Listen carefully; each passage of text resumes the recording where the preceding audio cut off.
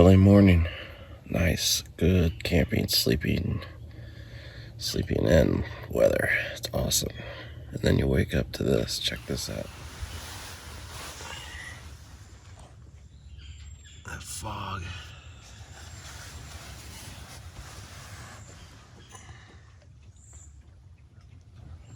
Good morning. I've been up for a while. The fog is cleared after several hours. Oh, and that noise you hear, it's the barge down here. So I assume that's like the owners, and so they're down there working. So it's time to go on a little coffee walk, I believe. So let's go see what we see.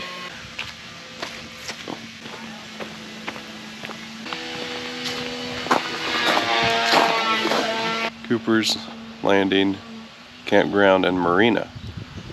Little store, little market, little food trucks were here last night, and the band playing. They serve beverages and they have all this space. This is sand. It's kind of cool. I didn't mention this either. The Katy Trail runs right by here. So there's a couple of bikers that were camping last night, and all yesterday and this morning, bikers zooming by the Katy Trail. So there's the bar area, and here's a couple RV sites. Yeah, I'm glad they gave me the one they gave me. I'm officially on the Katy Trail.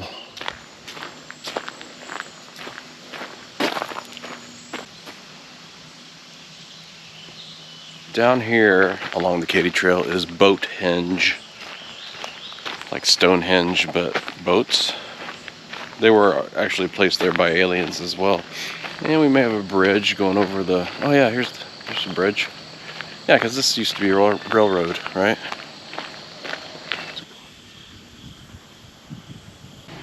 There's a little path here, goes toward the river. Oh look, I found a coffee. Somebody put this coffee here for me, so I'm just going to go ahead and drink it. There's a branch. Cobweb.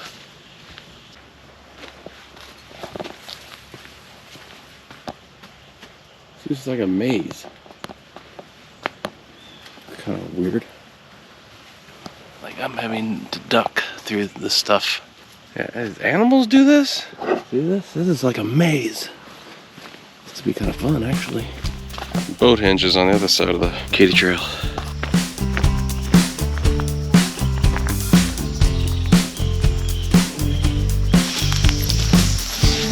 my God, the aliens are amazing.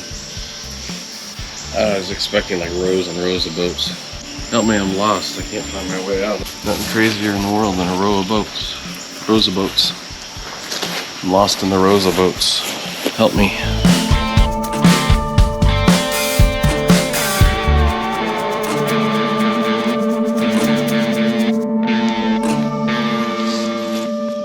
Here's a sit and think about life bench. So let's do that. Just sit and think about how wet my ass is after I sit and think about life. So, never mind. Besides, I'm out of coffee, so we're heading back. Your tent spots. These are great spots, man.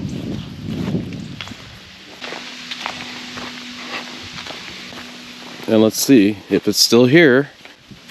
It is. My workstation's still here. That's good. I just leave my computer laying here. Like an idiot. I'm sure you can still hear the sanding. So I gotta figure out what's gonna happen today. I really wanted to camp, and I had a feeling I couldn't, but I really wanted to camp at Rock Bridge Memorial State Park. Looked it up, and yeah, there's only group camping, but there's some hiking trails and stuff, but I gotta backtrack a little bit. It's not that far. There's a log floating down the river. I can enjoy the wind, sound of nature, and watch the log just slowly drift. Look at that driftwood go. Go, driftwood, go. What do you think? My guess is the average speed of a river. Rivers are different. Average speed in the Missouri River, yeah, all the 1,000+ miles that it runs, it's going to be different. Hey, can you not drive by? It's a little loud. Thank you. Just kidding. 5 to 7 miles an hour. 7. Maybe more. Golly. How fast does the Missouri River flow? The Missouri River's flow rate can vary depending on several factors such as the time of year, precipitation, and other environmental conditions. On average, the Missouri River flows at a speed of about 3 miles per hour. Keep in mind that this is a general estimate, and the actual flow rate can fluctuate. I mean, if you just sit here and stare at it long enough, you go crazy. So I gotta figure out what to do today. I might try this Devil's Icebox. Everything with devil in it, I'm gonna start a YouTube channel where I just travel and visit and experience things related to Satan. Anything named devil, not spiritually or religiously, just geographically. Yesterday I was at Devil's Backbone. Today I might be at Devil's Icebox. Devil's Elbow. A lot of Mephistopheles happening. Look at this crap, man. I brushed them off, but I thought it was bird poop at first. I saw one on the ground. It's like berries, and they're gonna stain. There's nothing I can do about it. I mean, what am I gonna do? Put sparkling water on it and baking soda? And hell no, it's just gonna get stained, and it's an awning. It'll get stained over the years. Who gives a shit, right? I don't know where they're coming from. That's my point, though. There's a mulberry tree. If there's a mulberry tree, that makes sense. This is some form of oak, and there's nothing. I can't see any other kind of tree except for sycamores. Can't argue with nature. If it's gonna put purple shit all over your stuff, then it's gonna put purple shit on your stuff. Purple shite.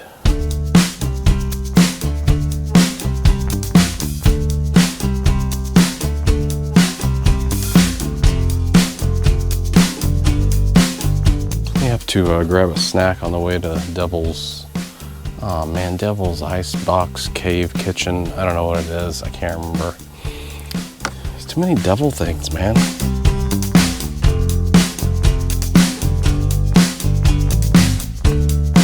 Okay, great. I mean, I love the maps, but again, if you have a map and you don't put "you are here" on the map, I get angry. But they did it in a half-ass way. They did this. So, my goal is to get to Devil's Icebox. And then maybe see some other things, because there's a lot of stuff. We're all good. It's nice and labeled, blazed in yellow.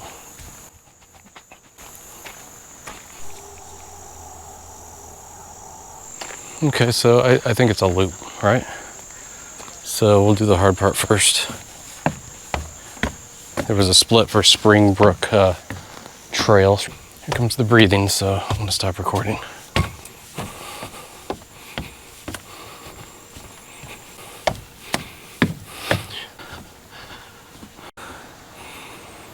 I'm assuming that's the ice box. So you go up and around it, I guess.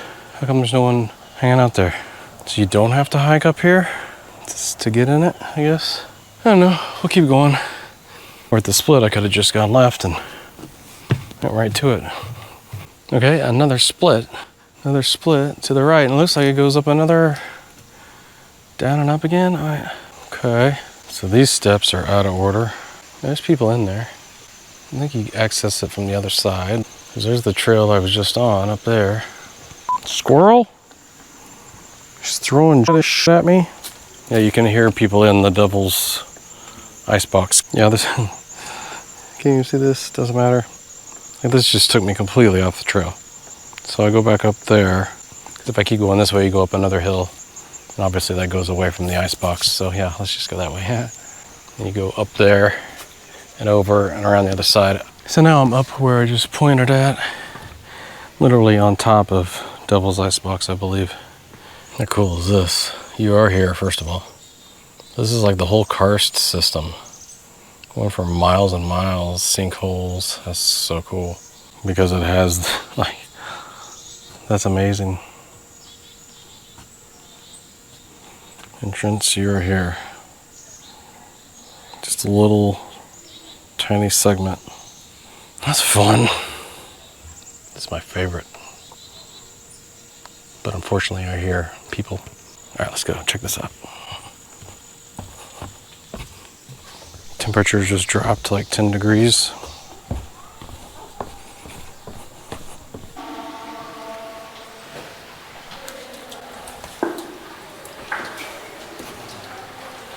Okay, that was one little entrance to the ice box. So there must be just multiple, because you couldn't go through it, and I heard voices on the other side. And of course, assholes with their dog in there, and no pets in the cave. And oh yeah, and it's drinking the water, so it's probably gonna drink bat guana and die, or create COVID 2023. All right, so right there's where the split was, and I went right. Saw that part of the cave. Now I'm going left, and I think it's right around this bend. Yeah, and you can see through to the other side where I just was.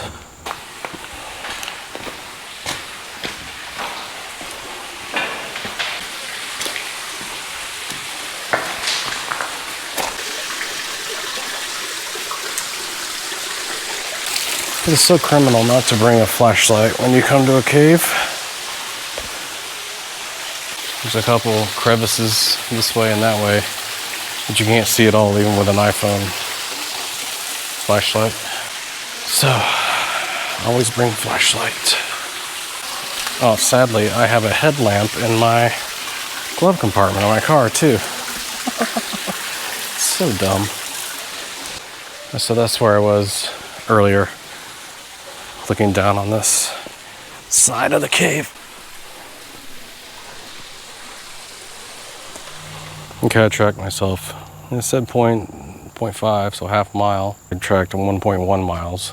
Pets must be on a leash, but you can't take them in the cave. So how about just no pets? Don't confuse people, because people aren't smart. Here's my favorite. Don't feed, capture, molest animals. Okie dokie. I guess you gotta say it. There it says it. No pets in cave.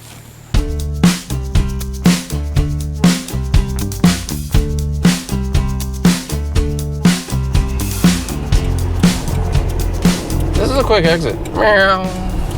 Back in Jefferson City.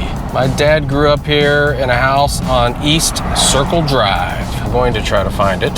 So many stories from that house. East Circle Drive, I'm taking a right. And I just hit a tree, I guess.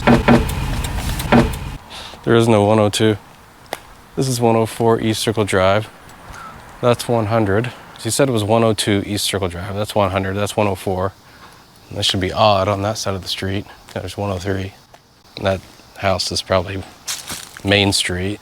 So I'm gonna have to call him. 102 doesn't exist anymore. They've changed the numbers. Oh, okay, but the house is still the house. I noticed that when I was there last time. It's on the west side, about halfway down the hill. All right, well, I'll drive down the hill here and see what I see. Is it brick? Yes. Yeah, well, they're all brick, so that probably doesn't help me. All right, that should be easy to spot. All right. Yeah, it is. So I decided I would try to scout it out for the sake of curiosity. Pretty much the same. They've added on a room on the back side. Yeah, there it is. There's one has a one-car garage, and then the house on the left. Right. The house, but the garage is on the right. Above the garage. Yeah. Not this house, but the second house where my dad grew up. And he has a story about sledding and just hit a tree dead on, and a big chunk of his leg got taken out. So I wonder if this is, or it doesn't look like a hill on this camera much, but or back there might be a hill going down to the creek. If he didn't hit the tree, he would end up in the creek, I think is the story, but I can kind of picture where this happened now. It is. He said his room was right above the garage at one point anyway. How much these little brick houses are, man. They're nice, they're cute. I was gonna say cute, and I hesitated. I'm like, what's wrong with saying cute? All right, well, that was cool. I got to see a little house where my dad and his several siblings grew up. Cool.